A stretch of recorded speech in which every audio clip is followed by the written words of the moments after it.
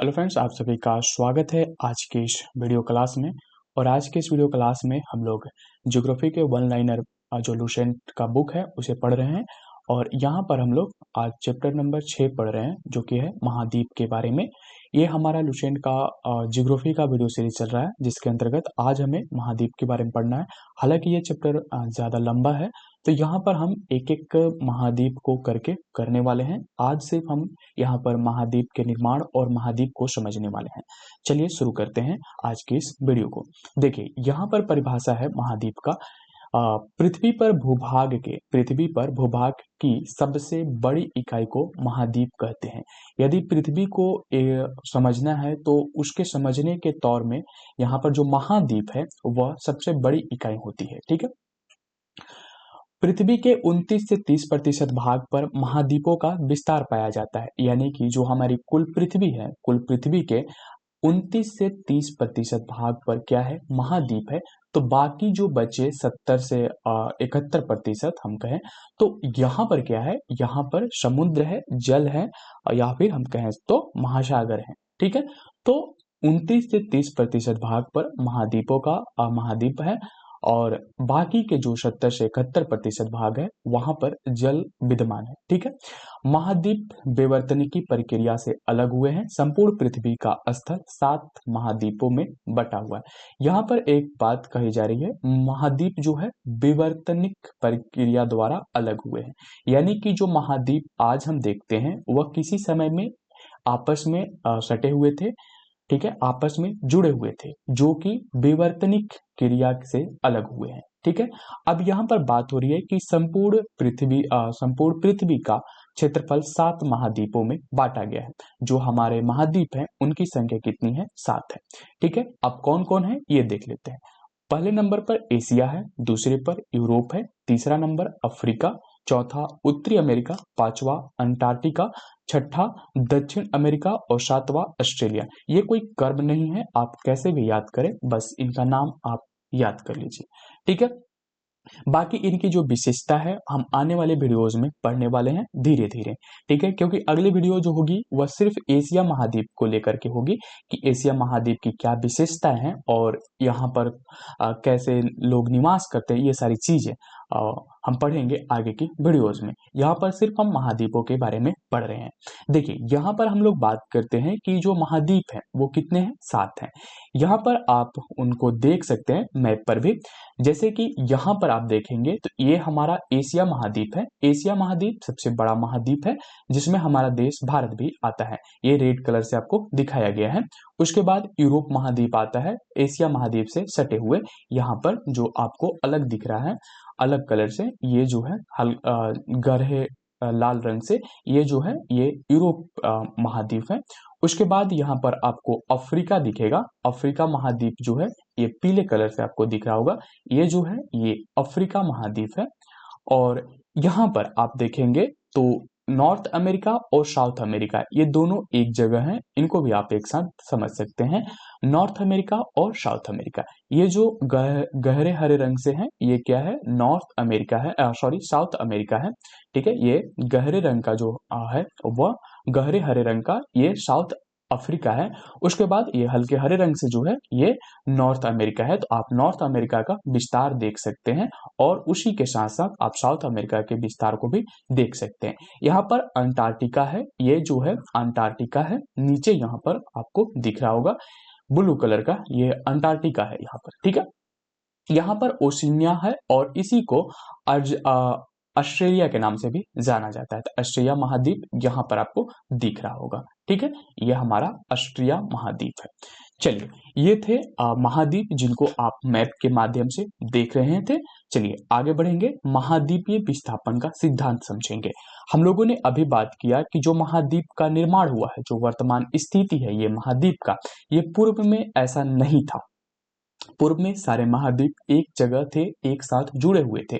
इनका जो निर्माण हुआ है महाद्वीपीय विस्थापन के माध्यम से हुआ है।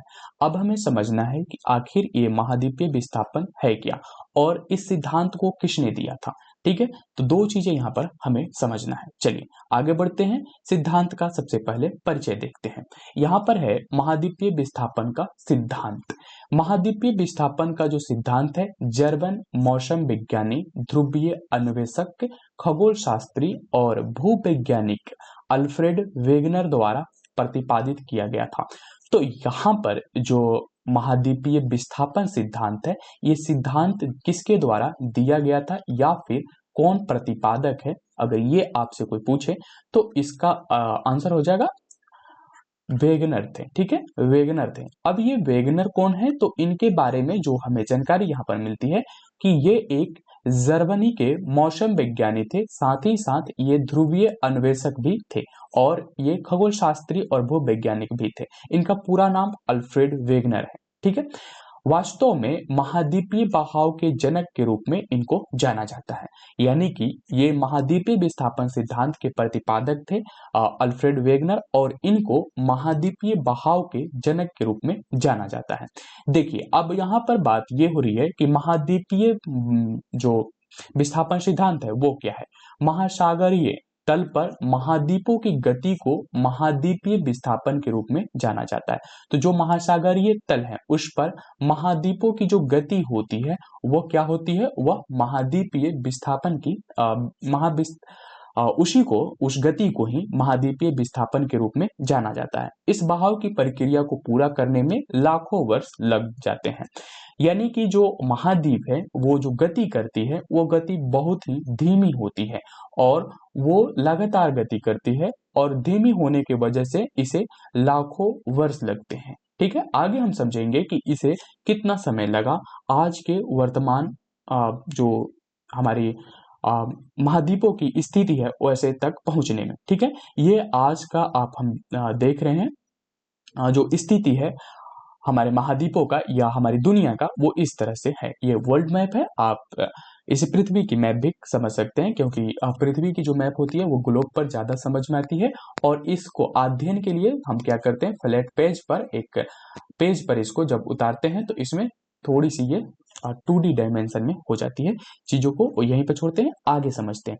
देखिए ये सारे महाद्वीप अभी हम लोगों ने देखा इसको मैप पर कि कौन से महाद्वीप कहाँ पर हैं। आप इनका नाम मैप के साथ याद रखें तो ज्यादा महत्वपूर्ण होगा आपके लिए। ठीक है, चलिए आगे बढ़ते हैं। ये आप यहाँ पर देख रहे थे महाद्वीपों की वर्तमान स्थिति। अब हम समझते हैं कि किस तरह से हमारा जो वर्तमान स्थिति था उसके बारे में, कि हमारा जो महाद्वीप है वो वर्तमान स्थिति में कैसे आया और इससे पूर्व वो किस स्थिति में थे। तो देखिए यहाँ पर कहा जा रहा है कि वेगनर के अनुसार कार्बोनिफेरस युग में सभी महाद्वीपों ने मिलकर एक विशाल महाद्वीपीय द्रव्यमान का निर्माण किया जिसे पैंजिया कहा जाता है। ठीक है, पैंजिया जिसका अर्थ होता है संपूर्ण पृथ्वी। ठीक है, देखिए यहाँ पर बात ये हो रही है, ये बात हो रही है कार्बोनिफेरस युग की। ठीक है, कार्बोनिफेरस युग में क्या होता है कि ये जो महाद्वीप थे ये आपस में मिले हुए थे और उस समय ये जो थे एक विशाल महाद्वीपीय द्रव्यमान का निर्माण किया जिसको पैंजिया कहा जाता था। यानी कि हम कह सकते हैं कि जब महाद्वीप एक साथ जुड़े हुए थे, एक पास थे, तो उनको पैंजिया के नाम से जाना जाता था। ठीक है, इसी पैंजिया में आगे चल करके क्या होते हैं, विभाजन होते हैं, और विभाजन के फलस्वरूप जो है आज का हमारा वर्तमान जो संरचना है महाद्वीपों का वो निर्मित होती है। तो इसके बारे में आगे बढ़ते। देखिए यहाँ पर हम लोगों ने बात किया पैंजिया वो है जो सभी महाद्वीप जो आज हम देखते हैं 7 महाद्वीप, वो जब एक जगह एक स्थान पर आ गए, एक स्थान पर थे, तो उन्हीं को क्या कहा जाता था, उनको पैंजिया कहा जाता था। यहाँ पर आप एक मैप में एक चित्र में देखिए, यहाँ पर आपको दिख रहा होगा ये पैंजिया है। यहाँ पर आप देखेंगे तो ये सभी महाद्वीप जो है एक जगह पर यहाँ पर आपको जुड़े हुए दिख रहे हैं। ठीक है, और ये जो है इसी का नाम क्या रखा गया, पैंजिया रखा गया। ये कार्बोनिफेरस युग की बात कही जा रही वेगनर के द्वारा। ठीक है, तो इस संरचना के बाद क्या होता है, आगे देखते हैं। इस संरचना के बाद क्या होता है कि यह महाद्वीप है पैंथालासा नामक एक विशाल महासागर से घिरा हुआ था। अब ये जो पैंजिया है, पैंजिया के किनारे जो भी है ये पानी से जल से घिरा हुआ है जिसको पैंथालासा कहा गया। ठीक है, पेंथालासा इसको कहा गया। पेंजिया और पेंथेलासा दो नाम यहाँ पर याद रखिएगा। पेंजिया क्या है, जब सभी महाद्वीप एक जगह हुए तो उसी को पेंजिया कहा गया, और पेंजिया जो था वो पेंथेलासा नामक महाद्वीप जो था पेंथेलासा नामक विशाल महासागर से घिरा हुआ था, यानी कि पेंजिया के किनारे जल का एक बड़ा स्रोत था। ठीक है, चलिए आगे बढ़ते हैं। अब क्या होता है, पेंजिया नामक एक विशाल महासागर से घिरा हुआ था जिसका अर्थ होता है संपूर्ण जल। तो यहाँ पर दो चीजें आपको ध्यान में रखना होगा, एक तो संपूर्ण जल यहाँ पर बात हो रही है, और दूसरी जो हो रही है संपूर्ण पृथ्वी की बात हो रही है। संपूर्ण पृथ्वी जब कहा जाएगा तो हम पेंजिया को समझेंगे। पेंजिया यानी कि सभी महाद्वीप जब एक साथ जुड़े हुए। पेंथालासा क्या है, पेंथेलासा हम ये कह सकते हैं कि जब सभी महासागर एक साथ जुड़े हों। ठीक है, या फिर जब पेंजिया जो था वो चारों तरफ जिस महासागर से घिरा हुआ था उसी को पेंथेलासा कहा। ठीक है, चलिए आगे बढ़ते हैं। पेंजिया का उत्तरी भाग लेरेंसिया, ठीक है, लेरेंसिया तथा दक्षिणी भाग गोंडवाना लैंड को प्रदर्शित करता था। आगे चलकर पेंजिया का विभाजन हो गया और स्थल भाग एक दूसरे से अलग हो गए। यह विभाजन दो दिशाओं में प्रवाह के रूप में हुआ। तो अब यहाँ पर क्या होता है, पेंजिया का क्या होता है, विभाजन होता है, टूटन होता है। ये जो पेंजिया जो है बीच से यहाँ से टूटती है तो ये बनता है एक जो उत्तरी भाग है, ठीक है, ऊपर की जो भाग है और उत्तरी भाग, ठीक है, हम बात कर रहे हैं उत्तरी भाग जो है वह लॉरेंसिया कहलाएगी। ठीक है, ये आप देख रहे हैं यहाँ पर ये जो भाग है ये लॉरेंसिया कहलाएगी। लॉरेंसिया के भाग को यहाँ पर आप देखिए, ये जो भाग है जिसको हम घेर रहे हैं ये क्या कहलाए, ये लॉरेंसिया कहलाए। ये पेंजल जो हमारी यहाँ पर जो पेंजिया थी, ठीक है, पेंजिया थी, पेंजिया के जो उत्तरी भाग हुआ, जब पेंजिया का टूटन हुआ, जब उसका विखंडन हुआ तो ये दो भागों में बटी, एक भाग जो कहलाया वह लॉरेंसिया कहलाया, और लॉरेंसिया जो था वह पेंजिया का उत्तरी भाग था, और दूसरा जो था दक्षिणी भाग जो वह गोंडवाना लैंड के नाम से जाना गया। तो गोंडवाना लैंड आप यहाँ पर देख सकते हैं, ये दूसरा जो भाग है ये गोंडवाना लैंड कहा गया। ठीक है, तो ये दो भाग आप यहाँ पर ध्यान दीजिएगा, ये एक भाग जो है लॉरेंसिया और दूसरे भाग को गोंडवाना लैंड कहा गया। पेंजिया का दो भागों में विभाजन हो गया, उत्तरी भाग जो है वह लॉरेंसिया कहा गया और दक्षिणी भाग को गोंडवाना लैंड कहा गया। आगे बढ़ते हैं, उत्तर की ओर भूमध्य रेखा की ओर, उत्तर या भूमध्य रेखा की ओर, ठीक है, गुरुत्व बल तथा प्लावनशीलता बल के द्वारा, और पश्चिम की ओर सूर्य तथा चंद्रमा के ज्वारीय बल के कारण इनका क्या हुआ, बहाव हुआ, और इसके परिणाम स्वरूप आज हमारे पास जो है महासागरों तथा महाद्वीपों का वर्तमान स्वरूप मौजूद है। ठीक है, तो ये जब यहाँ पर टूटा, ठीक है, हमारा जब पेंजिया का टूटन हुआ, जब इनका विखंडन हुआ दो भागों में, एक भाग जो है वह लॉरेंसिया कहलाया, दूसरा भाग जो है गोंडवाना लैंड कहलाया। ठीक है, तो पेंजिया का जो दक्षिणी भाग था, ठीक है, दक्षिणी जो भाग था वो क्या कहलाया, वो कहलाया गोंडवाना लैंड, और उत्तरी भाग जो था वह लॉरेंसिया कहलाया, और इनके बीच में एक तेथिस सागर का, तेथिस सी का निर्माण भी हुआ। ठीक है, तो इसके बाद क्या होता है, आगे बढ़ते हैं, इनका जो है उत्तर और दक्षिण की ओर, ठीक है, सॉरी, उत्तर और पश्चिम की ओर क्या होता है, प्रवाह होता है। ठीक है, उत्तर और पश्चिम की ओर जब इनका प्रवाह होता है तो ये इसके बाद कुछ इस स्थिति में आते हैं। ठीक है, ये इस स्थिति में आते हैं, हम देख रहे हैं, फिर इसके बाद इस स्थिति में आते हैं, और जो कि 65 मिलियन वर्ष पहले की ये दृश्य है, और आज का जो हमारा वर्तमान दृश्य है वह इस तरह से बनता है। ये धीरे धीरे कई सालों में जो है आज की स्थिति में पहुंच पाती है हमारे महाद्वीप पे। ठीक है, तो ये थे आज का हमारा वीडियो महाद्वीप के ऊपर। उम्मीद है आपको ये चीजें समझ में आ रही होगी।